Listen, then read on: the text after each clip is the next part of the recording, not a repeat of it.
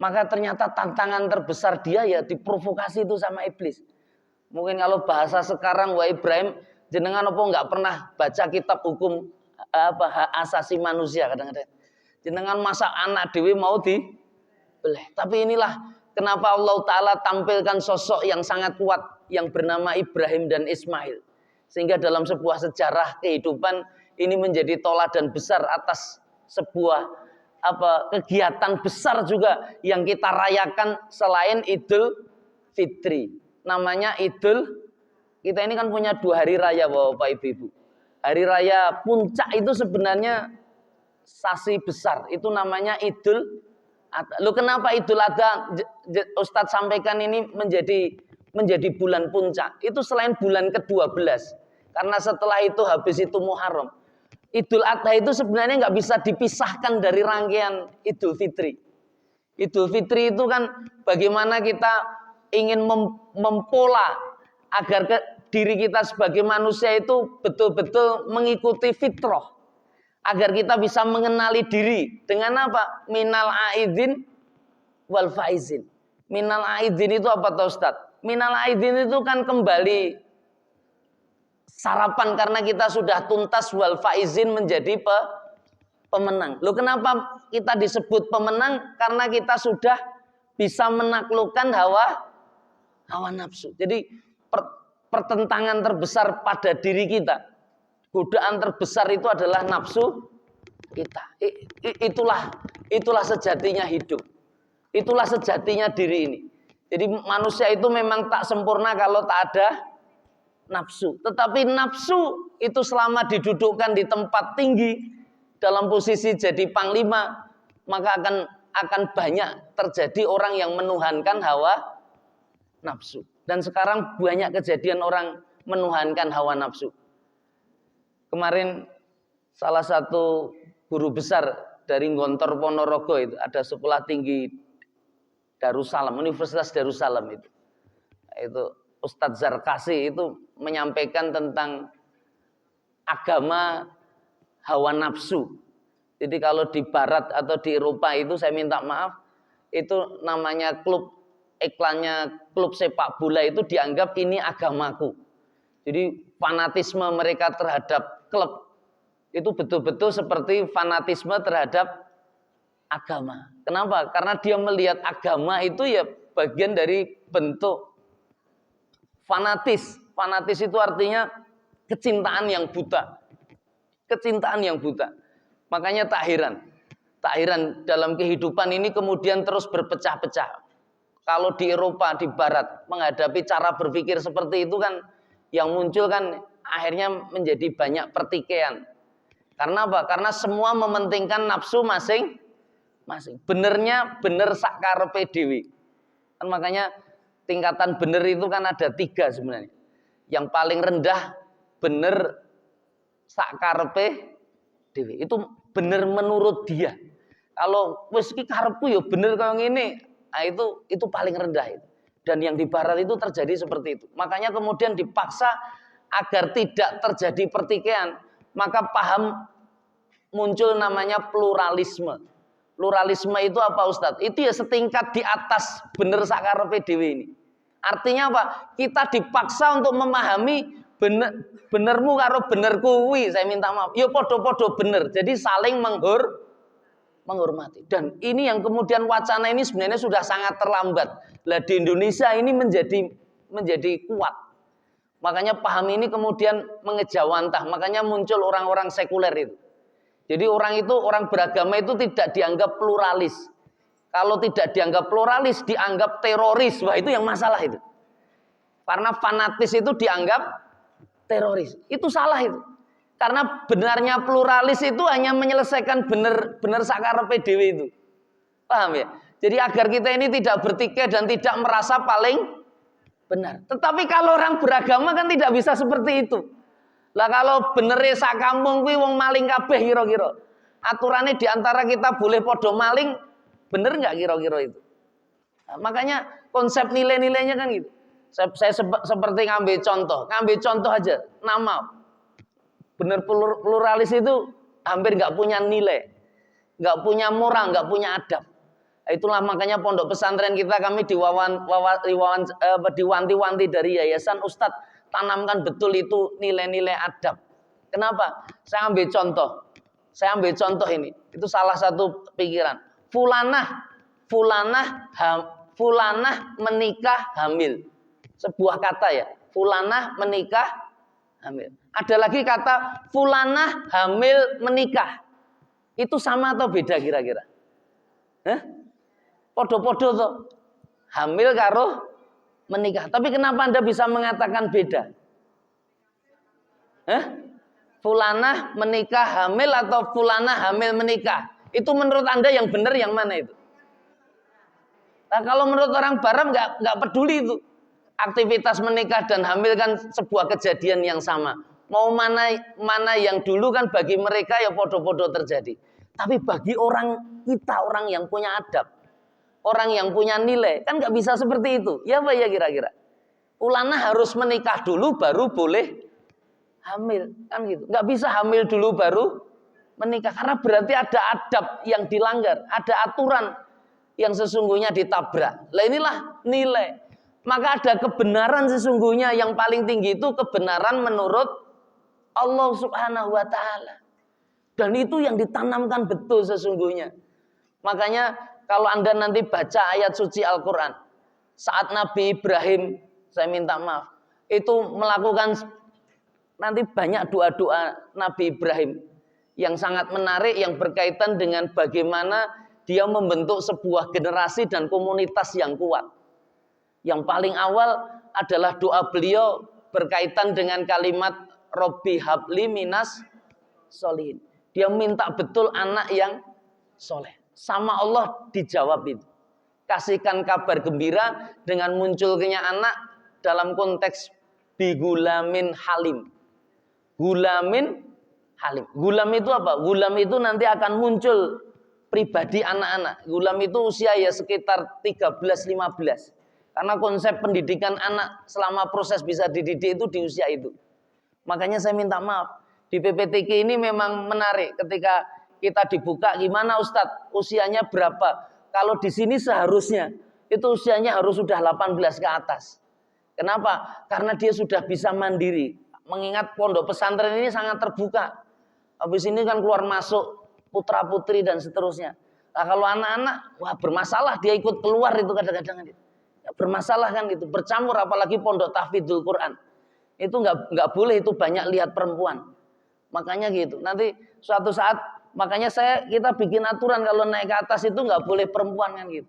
Bagaimana agar bisa dijaga? Kasihan itu para santri kok alasannya lah Ustadz sing pengajian ini ayu-ayu kabeh itu kadang-kadang. Itu jadi problem, jadi masalah. Makanya kami sudah menyiapkan nanti tempat karantina di mana Ustadz di Wonogiri sudah ada yang disediakan. Tapi ya nyaman di sana. Ada juga di beberapa tempat, di Seragen juga disediakan. Jadi nanti kita ada target-target. Kalaulah kebetulan nanti Anda tidak mampu melaksanakan target, ya kadang-kadang perlu dikarantina, butuh tempat. Tetapi insya Allah nanti kita juga sudah programkan agar tidak membosankan suasana pesantren. Seperti yang di Insan Qur'ani. Yang ini Ustadz Seno ini alumni sana. Ini karena kebetulan nanti musyrif yang bertanggung jawab dalam tahsin, dalam kegiatan pesantren ini, yang kita tunjuk, yang kita amanahi adalah Ustadz Imad El Hambali. Dan beliau sudah mengiyakan. Dan insya Allah nanti proses pembelajaran beliau akan kita rekam. Karena saya juga mendapatkan amanah dari Haji Mandiri ini, agar pesantren ini tidak hanya yang di dalam, tetapi yang di luar juga bisa dapat ilmunya. Nah, ini kebetulan ada aktivitas seperti ini beliau ini sudah cukup viral ya. Kami di proses rekaman seperti inilah nanti Ustadz Imad itu akan kita rekam yang sebaik-baiknya. Untuk apa? Nanti kita bikinkan web dan itu sudah ada yang menyanggupi. Ustadz nanti kita bikinkan web. Jadi ada pesantren virtual. Jadi Anda nanti walaupun di luar itu bisa menikmati itu sajian-sajian keilmuan yang dilaksanakan oleh adik-adik di sini. Maka saya sudah menyampaikan itu tempat yang di atas insya Allah mudah-mudahan insya Allah dimudahkan ber-AC. Jadi yang untuk lokal kelas itu. Dan kedua kita kasih wifi. Ya kebetulan baru proses nunggu turunnya datang. Kemudian yang ketiga itu perlengkapannya ya audio visualnya harus baik. Kenapa? Karena kebetulan ustadz-ustadz kita tidak hanya yang datang ke sini. Kami sudah kontak dari teman-teman alumni Insan Quran itu, kebetulan ada yang S2 di Mekah, ada yang di Madinah, ada yang masih di Mesir, yang sudah kemarin sudah pulang dan seterusnya. Ini menarik. Nanti kajiannya itu bisa online. Jadi dari sana cari syekhnya di sana dan seterusnya. Makanya ketika kemarin ada mau peserta yang mau masuk tanya itu bahasa Arabnya sejauh mana, kok nekoke guru nih. Yang paling penting kan jane santri ini lah. Santri ini mau kepingin punya kemampuan bahasa Arab yang kayak apa kira-kira. Karena memang kalau tuntutan yayasan, wah semua kitabnya nanti kitab kuning semua. Kitab berbahasa Arab semua. Mau bisa ngikuti atau tidak kan ya mudah-mudahan Allah Ta'ala dimudahkan. Tetapi memang program utama kalau yang di sini nanti memang Al-Quran yang 30 juz itu selama 2 tahun. Walaupun saya sampaikan memang urusan Al-Quran itu betul-betul privat kurikulum. Artinya setiap individu itu punya kemampuan yang berbeda. Makanya nanti begitu kita launching nanti pesantren virtualnya, Anda nanti bisa grup-grup di pesantren itu. Akan mendapatkan ilmu tahsin yang sama dan kesempatan juga setoran. Makanya teman-teman yang di awal ini nanti harus menyediakan diri menerima setoran juga untuk setoran. Nanti kita akan adakan wisuda. Wisuda apa? Bukan 30 juz nih, juz amma misalnya gitu. Di mana Ustadz? Di Mekah, di Madinah, lan jenengan melu umroh itu anak-anak. Jenengan ikut dereke wong ini yo KBIH Mandiri kan wong wis haji kabeh. Jadi istilahnya kadang-kadang umroh itu ya jadi hiburan. Makanya mudah-mudahan berkah saja semuanya. Niati betul. Anda ini tidak hanya belajar di sini, tetapi Anda nanti punya tanggung jawab juga mengajarkan. Lah siapa Ustadz? Ya kepada umat yang membutuhkan. Apalagi saya dikasih data dari Yayasan Mandiri. Ini loh Ustadz, yang perlu kita bina bimbing. Jumlahnya hampir 7.000 jamaah. Banyak sekali. Iya.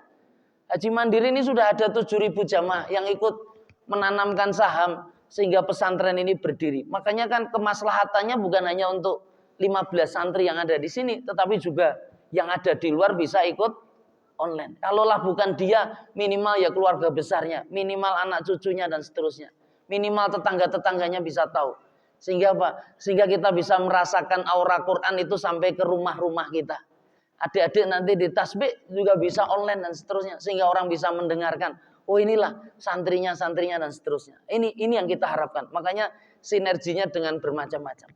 Makanya apa yang disebut oleh Nabi Ibrahim saat ketika meminta Robbi habli minas solihin, ternyata Allah jawab apa? Dikasih anak bigulamin halim. Tahu maknanya gulamin halim? Saya mohon maaf, kalau di Quran itu ketika menyebut Nabi Ismail dengan kalimat bigulamin halim.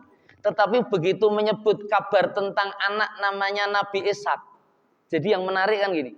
Kalau Anda baca sirahnya Nabi Ismail dan Ibrahim. Ibrahim itu diminta mengorbankan anak. Kalau dalam bahasa kita, kata korban itu kan kehilangan. Iya apa ya? Dan itu sangat tidak kita harapkan. Itu kalau nggak percaya buka Kamus Besar Bahasa Indonesia yang ditulis oleh Purwodarminto itu. Jadi konsep kurban itu sudah keluar dari pemaknaan asli. Tapi kalau dalam bahasa Arab, kurban itu kan dari kata koroba yukoribu. Kurban itu tak dapat tambahan alif dan nun. Alif dan nun. Itu ziyadah alif dan nun itu menunjukkan makna sangat-sangat apa? Sangat dekat. Karena kurban itu maknanya koroba yukoribu kurbanan. Korib itu sangat cedak. Apa yang terjadi ketika Ibrahim akhirnya kemudian menyembelih Ismail? Ternyata bukan kehilangan. Dia malah mendapatkan kemuliaan saat ketika Ismail diganti bidhibhin azim. Itu dengan domba yang besar. Dan tidak hanya itu.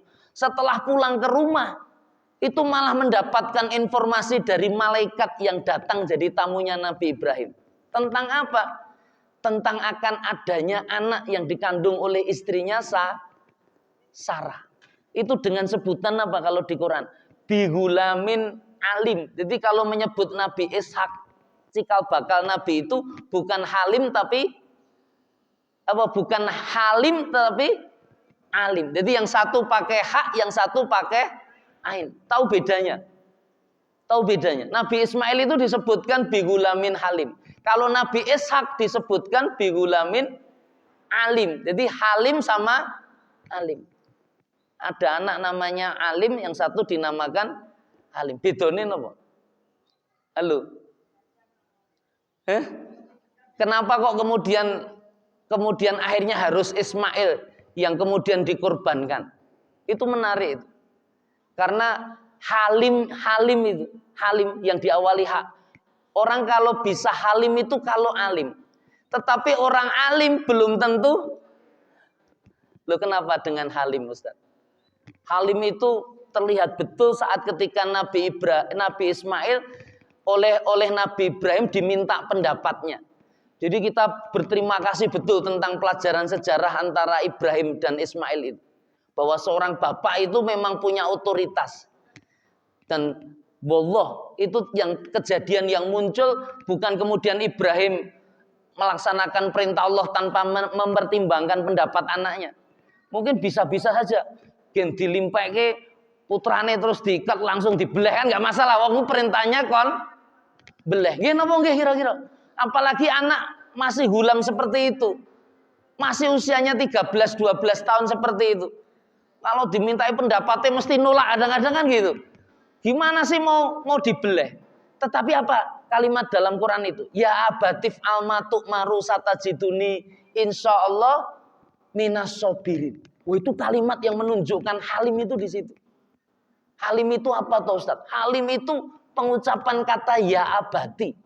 Ketika memanggil ayahnya dengan kalimat ya abadi. Dalam bahasa Arab, saya minta maaf. Memanggil abi itu ada dua. Yang pertama abi itu ayah dari sisi biologis. Jadi kalau bapak biologis panggilannya apa? Abi. Ada lagi panggilan yang lain. Buya. Buya itu panggilan apabila dia kita anggap ayah, itu bisa bukan biologis. Buya itu adalah guru yang bisa jadi toladan. Jadi kalau orang itu kita toladan kan, kita sebut dengan Buya. Misalnya Buya Hamka. Itu Anda anggap jadi ayah yang jadi toladan kita itu Buya Hamka. Karena panggilannya pakai istilah Buya, bukan abi. Tetapi kalau Anda panggil dengan kata abati, ini menarik. Abati itu perpaduan antara abi dan Buya. Artinya apa? Ismail itu betul-betul punya adab yang sangat sempurna terhadap ayahnya. Dia paham betul ini bukan sekedar ayah biologis, tetapi ini juga toladan yang sangat utama. Jadi tak ada alasan sebenarnya untuk menolak apa yang disampaikan oleh ayah Anda itu. Dan apa yang dilaksanakan if'al ma tu'maru satajiduni insyaallah minas sobirin. Kata kuncinya sebenarnya sabar itu. Dan saya minta maaf, ini para penghafal Quran yang merancang 2 tahun. Itu musuh utama panjenengan itu nanti kejenuhan dan kebosanan. Tanya sama Ustadz Seno itu. Itu tanya mereka yang sudah hafal 30 juz itu. Murojaah itu kebosanannya.